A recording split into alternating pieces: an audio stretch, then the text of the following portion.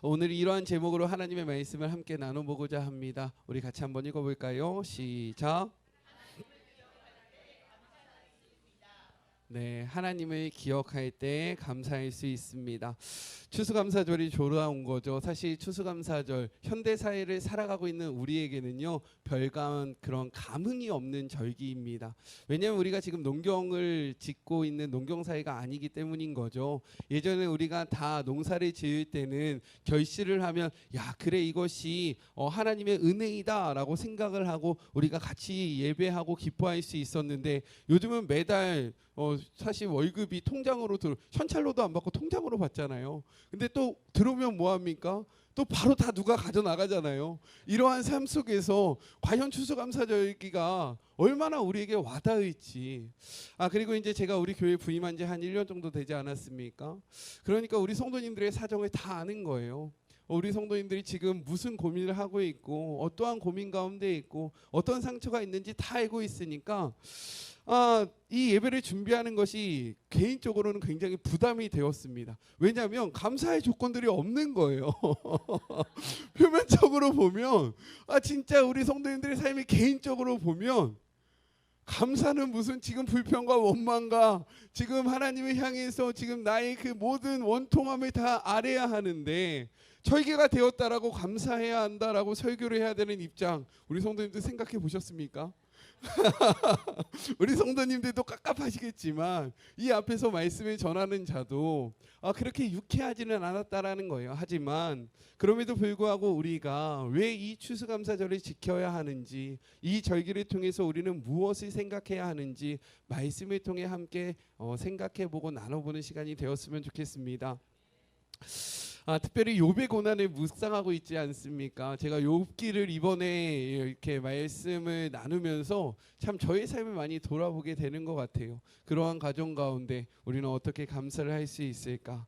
왜 감사를 해야 할까? 오늘 성경은 이렇게 이야기를 합니다. 1절의 말씀을 같이 한번 읽어보도록 하겠습니다. 오늘 본문의 말씀 1절입니다. 함께 읽겠습니다. 시작.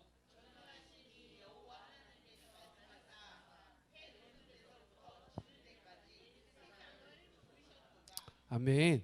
우리가 그럼에도 불구하고 감사해야 하는 이유는 무엇이냐면, 우리가 하나님을 찾은 것 같지만, 우리가 하나님을 붙잡고 있는 것 같지만, 내가 하나님을 바라보고 있는 것 같지만, 그것이 아니라 성경은 해 돋는 데부터 해 지는 데까지, 즉 모든 열방에 있는 자들, 이 모든 자들을 하나님께서 부르셨다라고 이야기하고 있기 때문인 겁니다. 아멘이십니까?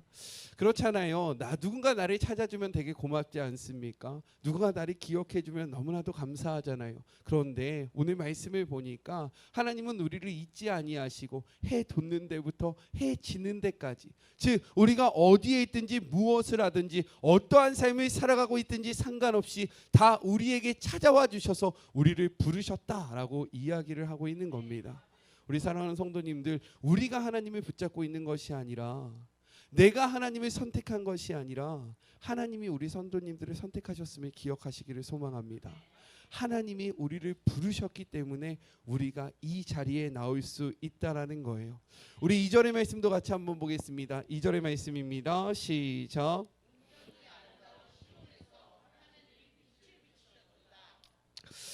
때로는 우리의 인생길이 정말로 그 앞이 보이지 않는 깜깜한 그러한 칠흑 같은 어둠일 수 있습니다. 그렇잖아요.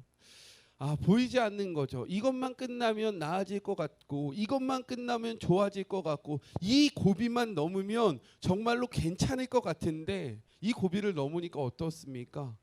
와, 웬걸? 더 큰 게 있네요. 이것만 해결되면 내가 감사할 수 있을 것 같고 기쁠 것 같은데, 웬걸? 이것을 넘으니까 더 큰 아픔이 우리를 기다리고 있다는 겁니다. 마치 끝이 보이지 않는 터널을, 그 아무런 빛이 없는 터널을 가고 있는 것 같은 인생이 우리의 인생과 같을 수 있다는 거예요. 그런데요, 그럴 때에 작은 빛이 우리에게 비치면 어떻습니까? 너무나도 깜깜해서 앞이 보이지 않는데, 우리 한번 눈을 감아 보시기 바랍니다.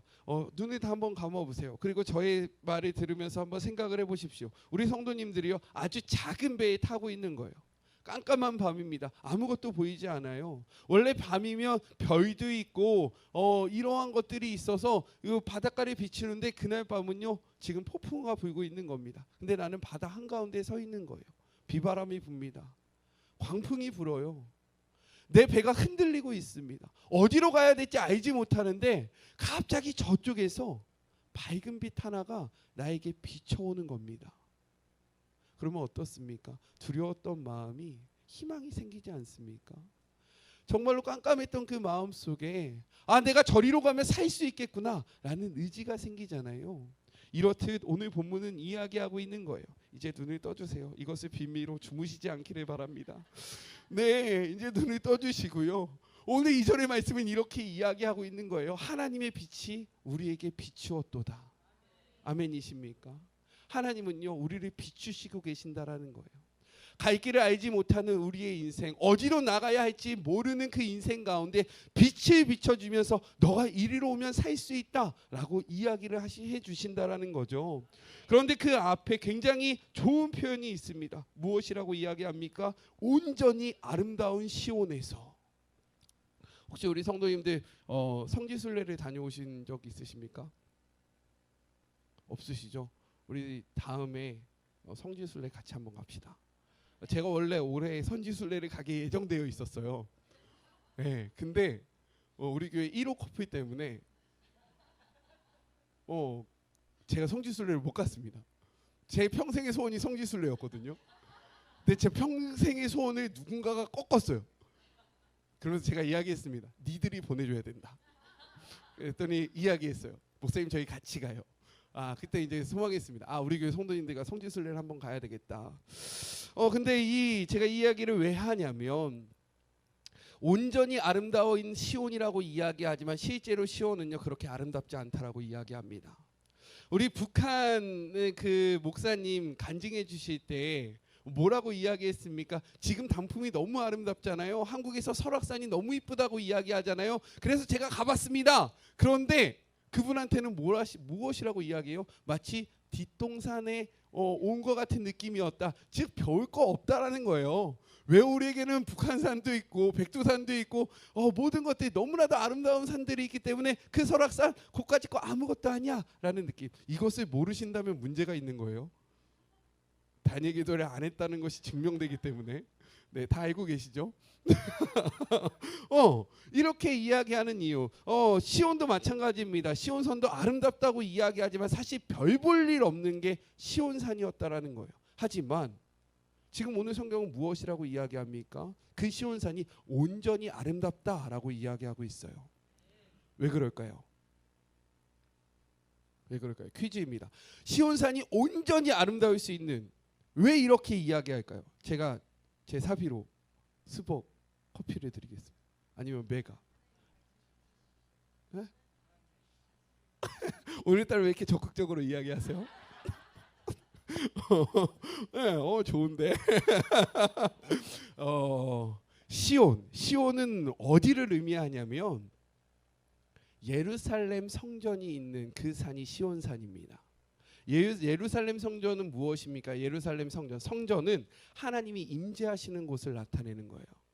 즉 시온은 별 볼 일 없는 겁니다. 아름답지 않아요. 별로 좋지 않습니다. 그런데 그곳에 하나님의 성전이 있기 때문에, 즉 하나님이 임재하시면 별 볼 일 없는 시온산이 온전히 아름다워진다라는 겁니다. 아멘이십니까? 그런데 굉장히 좋은 그런 희망적인 이야기가 또 성경에 적혀 있는데 우리 말씀을 같이 한번 찾아볼까요? 고린도전서 6장 19절의 말씀입니다. 신약 성경 270쪽에 있는 말씀이에요. 신약 성경 270쪽에 있는 고린도전서 6장 19절의 말씀입니다. 신약 성경 270쪽 고린도전서 6장 19절의 말씀. 우리 같이 한번 읽어보겠습니다. 시작.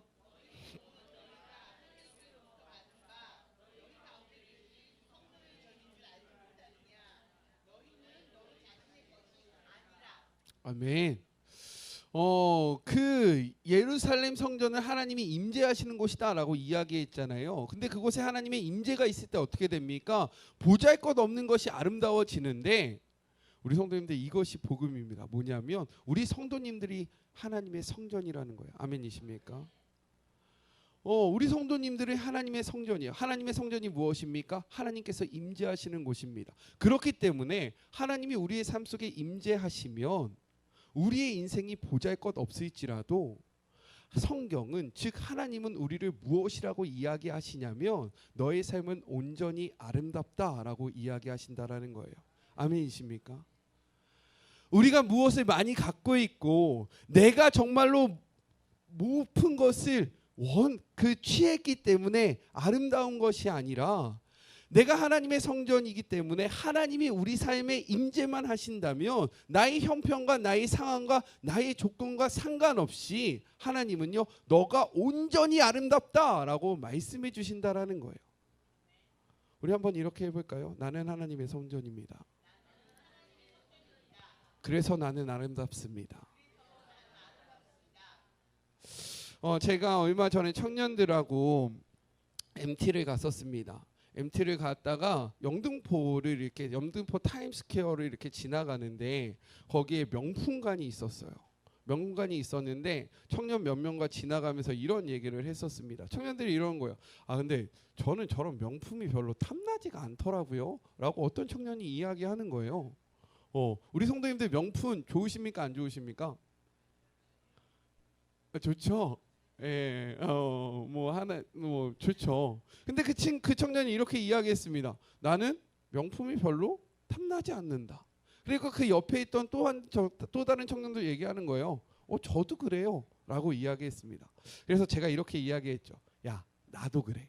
근데 왜 그런 줄 알아? 라고 얘기하면서 제가 뭐라고 얘기했냐면, 우리의 삶이 명품이기 때문에 우리는 또 다른 명품이 필요가 없는 거야 라고 얘기를 했습니다. 아멘이십니까? 자, 우리가 명품인 이유는 무엇이냐면, 명품이신 하나님이 우리 안에 계시기 때문에 우리가 명품이 된 거예요. 그렇기 때문에 우리는 또 다른 명품이 필요가 없는 겁니다.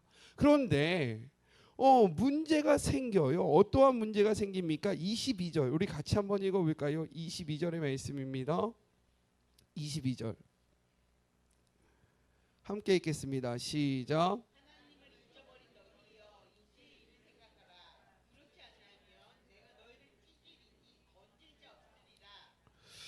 우리가 온전히 아름다울 수 있는 이유, 우리의 삶이 괜찮을 수 있는 이유는 무엇입니까? 하나님의 임재가 있기 때문이고 하나님의 빛이 비춰지기 때문인 건데, 우리가 하나님을 잊어버렸다라는 거예요.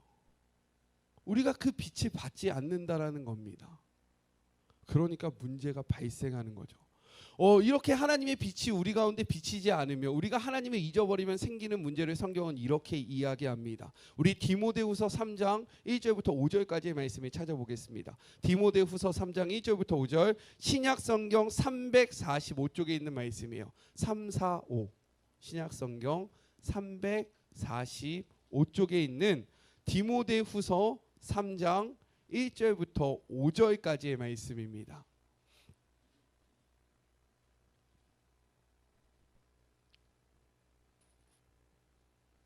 디모데후서 3장 1절부터 5절까지의 말씀 함께 읽겠습니다. 시작.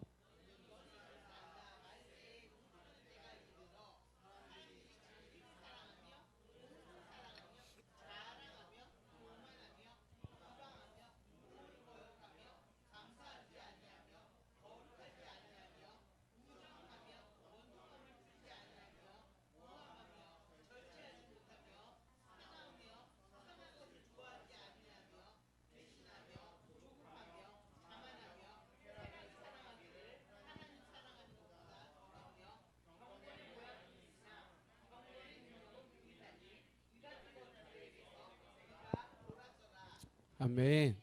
하나님의 빛을 잃어버린 사람들의 첫 번째 특징은 무엇이냐? 자신을 사랑하는 것이다 라고 이야기를 합니다. 우리의 아름다움은 어디로부터 온다라고 이야기했습니까? 하나님께로부터 오는데, 우리의 중심이, 우리의 마음이 우리에게 꽂히기 시작한다라고 이야기를 하는 거예요. 그런데 문제는 무엇이냐면 우리는 완벽하지 않은 거죠. 우리는 아름답지 않은 겁니다. 그러니까 아름답지 않은 우리가 우리를 바라보기 시작하니까 어떻게 합니까? 빈자리가 느껴져요.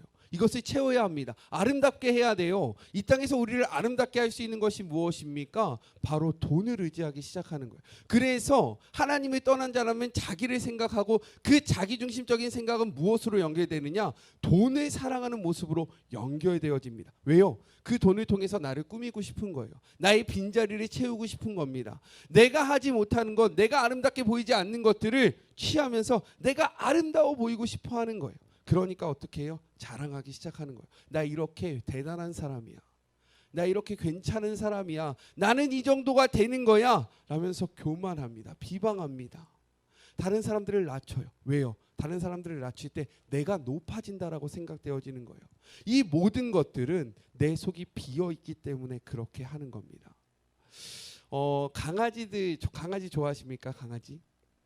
저는 강아지를 되게 좋아하는데 보통 큰 개보다 작은 개가 많이 짖습니다. 엄청 깽깽깽깽깽깽깽 그래요. 그런데 큰 개들은요 잘 짖지 않아요. 그냥 어떻게 합니까? 가서 그냥 물어버려요. 그러면 어떻게 됩니까? 끝나요. 왜 그렇습니까? 작은 강아지가 그렇게 짖는 이유는 자기가 무엇인가 얻기 때문인 거예요. 자기가 무엇인가 갖고 있지 않기 때문에 자기의 그것을 드러내고 싶지 않기 때문에 막 짖는 겁니다. 나 이렇게 무서운 존재야. 나 이렇게 무서운 사람이야. 야야야야. 근데 그것이 무섭습니까? 아니죠. 속이 꽉 차 있는 사람들은요 떠들지 않습니다. 어디 가도요 드러내지 않아요. 그냥 그 존재 자체가 자연스럽게 드러납니다. 그런데 무엇인가 비어있는 사람, 무엇인가 공허한 사람, 삶의 자리가 텅 비어있는 사람들은요 자꾸만 이야기하기 시작해요. 내가 이런 사람이다. 내가 과거에 이랬었다. 나는 이것도 해봤다. 우리 사랑하는 성도님들은 어떠하십니까? 우리 성도님들의 자존감의 근거는 무엇이에요?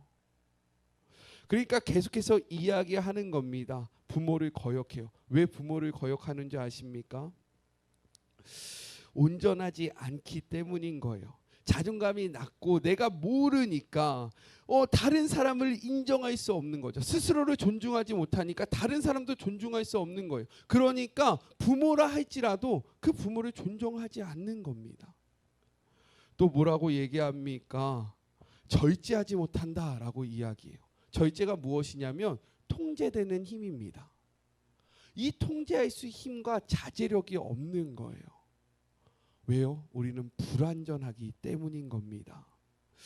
그래서 성경은 이야기하고 있는 거예요. 우리 다시 한번 22절의 말씀, 오늘 본문의 22절 같이 한번 읽어볼까요? 22절입니다. 시작.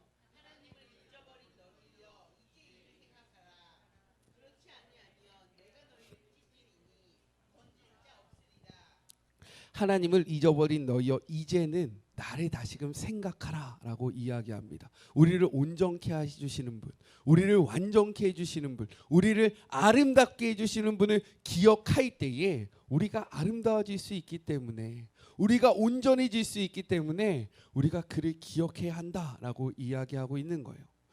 우리가 지금도 추수감사절기를 지켜야 하는 이유는 바로 이것입니다. 우리가 하루하루 살아가다 보면요 바빠서 하나님을 잊게 됩니다. 하나님이 우리에게 많은 것들을 주셨는데요 그것들을 바라보지 못하게 돼요. 절기는요 멈춰서서 다시금 하나님을 바라보는 시간입니다. 아멘이세요? 그래서 제가 지난주에 이야기했잖아요. 한 주 동안 하나님이 우리에게 베풀어 주셨던 은혜를 멈춰서서 기억해 보시기를 바랍니다. 그냥 익숙하게 지나가다 보면요 지나가기 때문인 거죠. 우리 마지막 23절은 이렇게 이야기합니다. 23절의 말씀 함께 읽겠습니다. 시작.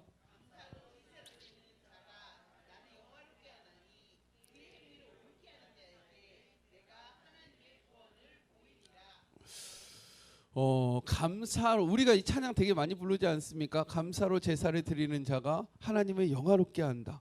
그런데 왜 감사로 제사를 드리는 자가 하나님을 영화롭게 할 것인가? 우리 같이 한번 성경을 보죠. 예레미야 17장 7절의 말씀. 구약 성경 1077쪽에 있는 말씀입니다. 구약 성경 1077쪽. 예레미야 17장 7절의 말씀.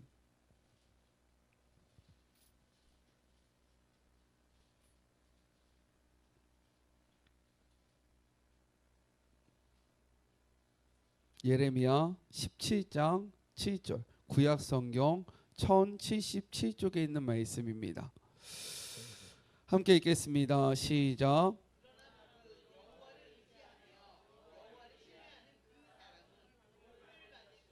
이어서 8절.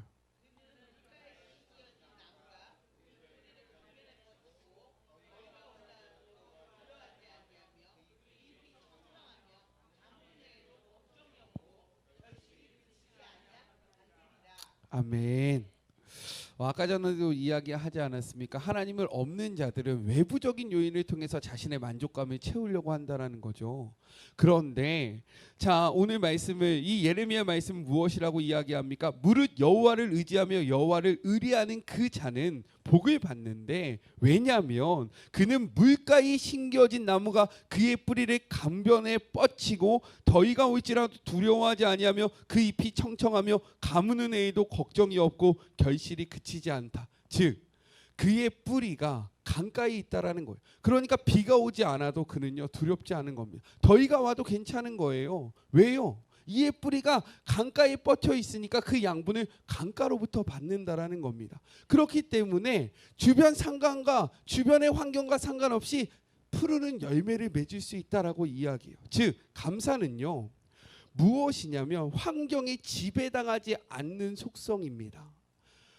즉 감사는요 상황이 좋을 때 하는 것이 아니라 우리가 하나님 앞에 뿌리를 내릴 때에만 할 수 있다라는 거예요.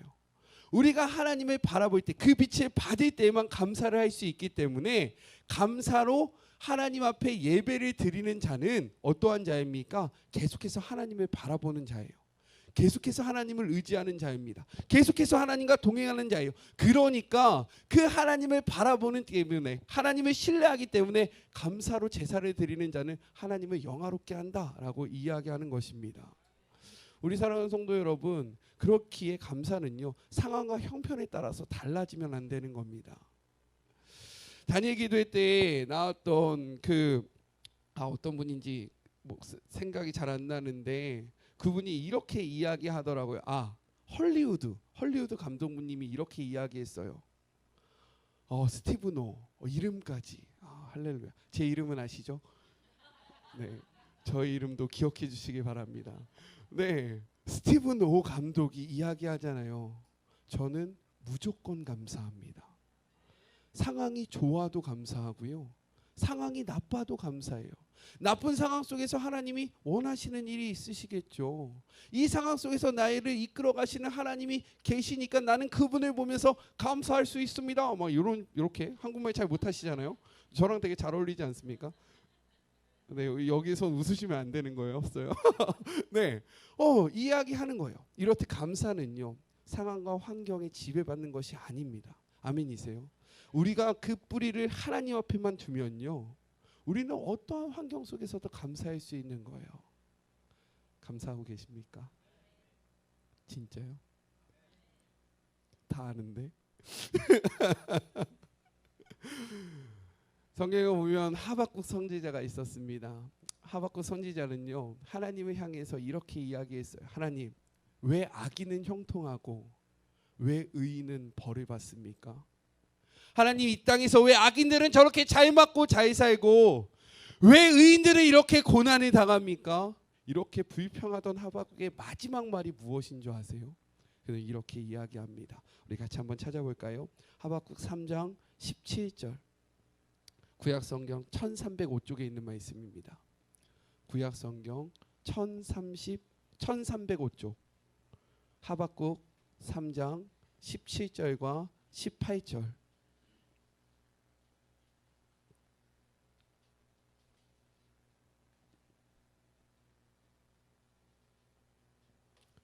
같이 한번 읽어보겠습니다. 시작. 비록 무화과 나무가 무성치지 못하며 포도나무에 열매가 없으며 감람나무에 소출이 없으며 밭에 식물이 없으며 우리의 양이 없으며 외양간에 소가 없을지라도 나는 여호와를 인하여 즐거워하며 나의 구원의 하나님을 인하여 기뻐하리로다. 아멘. 하박국은 선지자였습니다. 그런데 그도요, 어떻게 바라보았습니까? 외형적인 모습에 만족감을 누리려고 했다라는 거예요. 악인의 형통함이 무엇이에요? 세상적인 기준에서 잘 먹고 잘 사는 겁니다. 잘 되는 거예요. 그런데 하나님의 사람이었던 그 하박국도요, 그 모습을 보면서 불평했던 겁니다. 왜 저렇게 됩니까? 근데 반대로 그런 거죠. 우리들의 인생은 왜 이렇습니까? 그런데 그가 하나님을 만나니까요, 그의 고백이 달라지는 겁니다. 무화과 나뭇잎이 마르고 포도 열매가 없어도 감람나무 열매 그치고 외양간 송아지 없어도 우리의 양떼가 없으며 정말로 모든 것이 없을지라도 하나님, 이게 중요한 것이 아니었군요. 하나님이 있으면 되는 것이군요 라는 고백을 했다라는 거예요. 그러니까 그가 감사를 하고 나는 그 하나님으로 말미암아 기뻐하며 하나님을 찬양합니다 라고 고백을 합니다. 저는 우리의 신앙이 그렇게 되기를 소망해요. 때로는 저도 그렇습니다. 있다 없으니까 너무 좋더라고요. 네, 그래요. 그리고 김장도 많이 해서 나누니까 너무 좋더라고요. 이런 거 하려니까 다 재정이 필요하더라고요. 네, 뭐니 해도 뭐니가 들어가는 거죠. 그렇죠. 근데 자꾸 그것을 보니까요, 불안한 거예요. 초조한 거예요. 오히려 통장에 잔고가 없을 때는요, 제가 불안하지 않았거든요. 근데 자꾸 잔고가 생기니까 불안해요. 앞자리가 달라지니까 막 자꾸 더 앞자리가 더 높아졌으면 좋겠고 더 많은 걸 소유했으면 좋겠고 이것으로부터 평안이 오는 것이 아니라 이것으로부터 더 힘들어지더라고요. 보니까 나도 그렇구나. 우리는 어떠합니까? 무엇으로 만족하고 계시고 무엇으로 평안을 누리고 계세요? 우리가 진정으로 느껴야 하는 평안은 하나님으로 인한 평강입니다. 아멘이시죠? 우리 마지막 말씀 한 번만 찾아보고 할까요? 고린도전서 15장 10절입니다. 고린도전서 15장 10절. 신약성경 282쪽에 있는 말씀이에요. 신약성경 282쪽에 있는 고린도전서 15장 10절.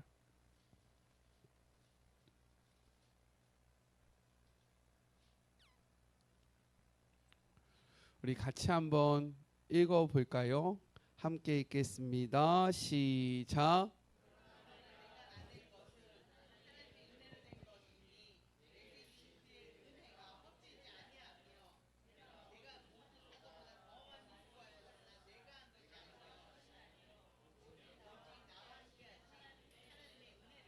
아멘. 우리가 우리 된 것은요, 하나님의 은혜입니다. 아멘이시죠? 우리 사랑하는 성도님들, 삶이 참 많이 힘든 것 잘 알고 있습니다. 그리고 삶이 많이 버거우신 것 공감하고 있어요. 그때 우리가 해야 할 것은 무엇이냐? 하나님을 기억하는 것입니다. 우리를 부르신 하나님, 그리고 우리에게 빛을 비추시는 하나님. 이 하나님을 바라보면요, 완전하지 않은 우리의 삶이 완전해질 수 있는 거예요. 그래서 우리가 고백하지 않습니까? 높은 산이 거친 들이 조막이나 궁궐이나 내 주 예수 모신 곳이 그 어디나 하늘나라. 우리 함께 내 영혼이 은총 입어 이 찬양하시면서요, 우리를 사랑하시고 우리에게 찾아오신 그 예수님을 기억하며 성찬의 자리로 나아가도록 하겠습니다.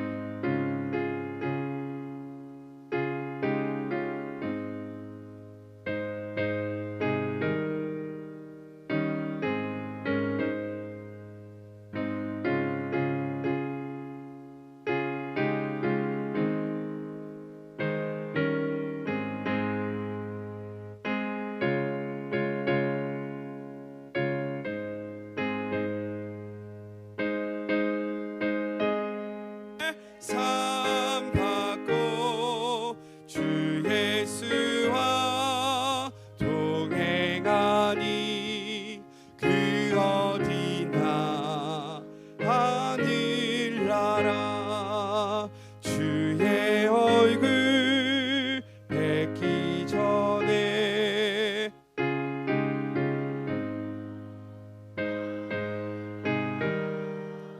내 맘속에 날로 날로 가깝도다 할렐루야 찬양하세 내 모든 죄 사함받고 주 예수와 동행하니 그 어디나 하늘나라 높은 산이 거친 들이 조막이나 궁궐이나 내 주 예수 모신 곳이 그 어디나 하늘나라 할렐루야 찬양하세 내 모든 죄 사함받고 주 예수와 동행하니 그 어디나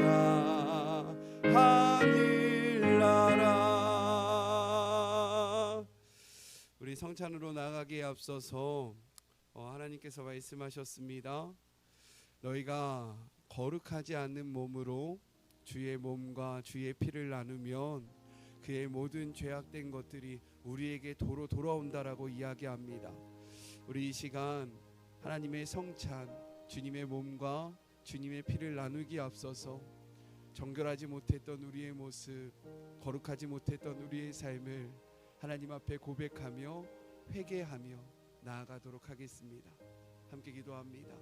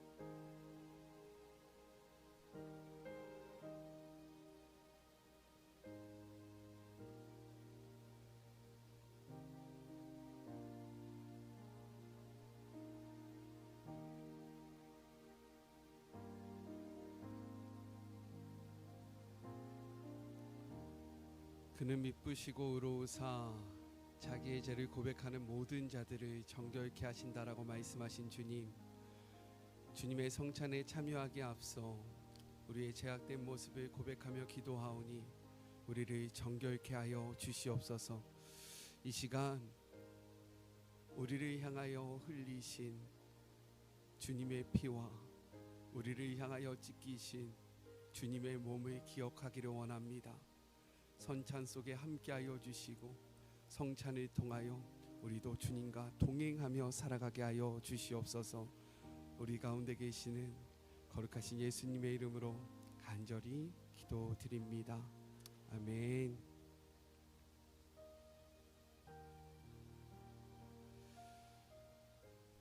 우리 주께서 잡히시기 전날 밤에 떡을 가지사 하나님께 감사 기도를 드리신 후 떼어 제자들에게 주시며 가라사대 받아 먹으라 하시니 이것은 너희를 위하여 주신 내 몸이라 하셨습니다.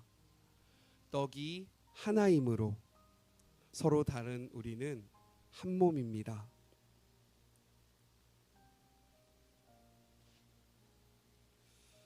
이 쪼개진 빵과 같이 이 땅에서 그 영혼과 마음과 몸이 상하고 찢긴 자를 보신 우리 주님의 마음이 찢기셨습니다. 그래서 주님은 기꺼이 자신의 몸을 십자가에 꺾으셨습니다. 우리 주님의 마음을 기억하시길 바랍니다.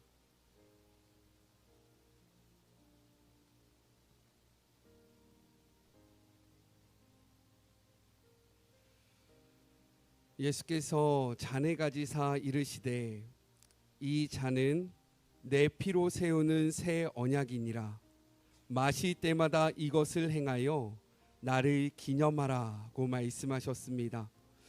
이 땅은 불의와 공포, 굶주림, 전쟁, 셀 수 없이 많은 폭력, 재해의 결과로 흘린 피와 눈물을 목격하고 있습니다.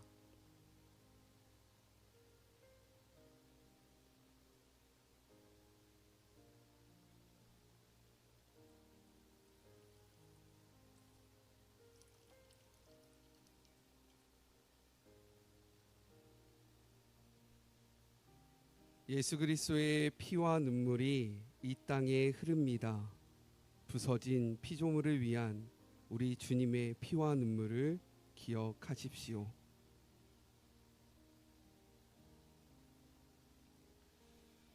그러므로 우리는 구속자 그리스도 예수의 죽음과 부활을 기념하여 하나님께 이 빵과 잔을 드립니다. 우리로 하여금 하나님의 전에 서게 하시고 섬기게 합당한 자로 여겨주시니 감사합니다. 우리 성찬 전에 성령의 임재를 위하여 기도하겠습니다. 온 창조 세계의 신음을 들으시고 함께 탄식하시는 하나님, 당신의 눈물로 온 땅과 영혼을 적시며 임재하셔서 이 빵과 포도주를 거룩하게 하옵소서. 성찬에 참여하는 우리 모두의 눈물이 그리스도의 눈물과 합쳐지게 하시고 그리스도의 눈물을 따라 그 눈물이 생명의 강이 되는 것을 보게 하옵소서. 예수님의 이름으로 기도드립니다. 아멘.